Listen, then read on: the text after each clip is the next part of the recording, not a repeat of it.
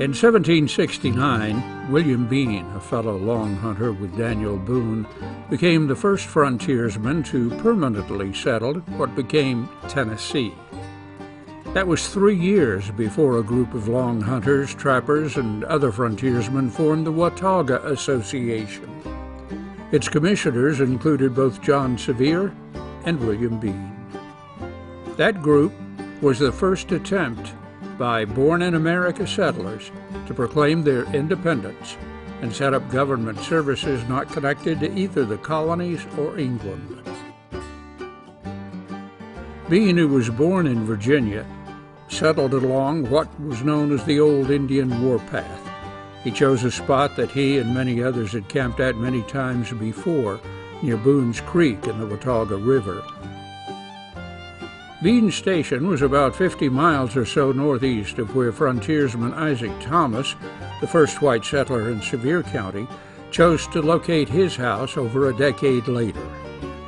Settling over the mountains was gaining speed, particularly among the younger folk who were born in the original 13 colonies.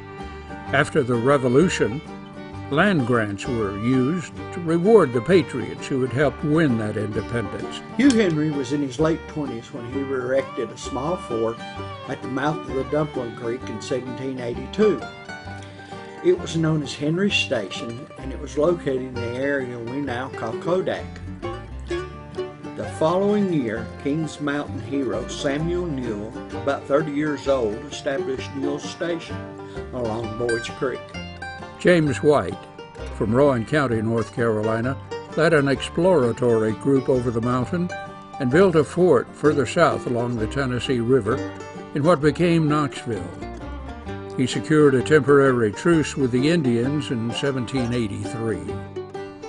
That encouraged another influx of settlers in the French Broad River Valley that led to Knoxville being named capital of the Southwest Territory, and the pioneers just kept coming.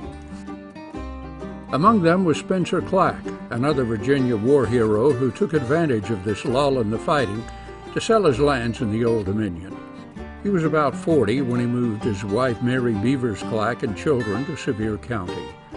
Before moving here, Clack had served as a lieutenant in the Virginia militia and fought in the Revolutionary War. Many historians believe that among the early Sevier County settlers, Lieutenant Clack may have been the most refined gentleman of the entire group. He was active in local government, education, and in his church. He was a delegate to the Knoxville Convention in 1796, which drafted the Tennessee Constitution. Clack was a member of the first 3 Tennessee House of Representatives.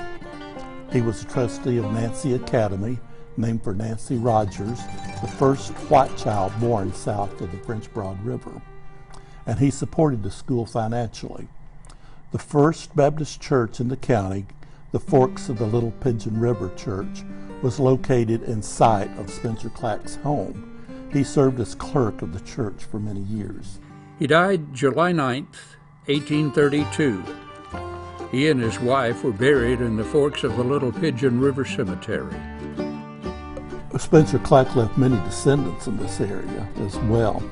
In fact, the local branch of the Daughters of the American Revolution is named in his honor and was founded by members of his family. Our next vignette will showcase Samuel Newell, whose place of birth was not in the colonies nor in Europe.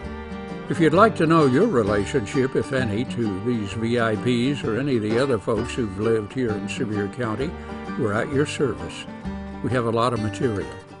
We're in the Maples History Center on the 3rd floor of the King Family Library in downtown Sevierville.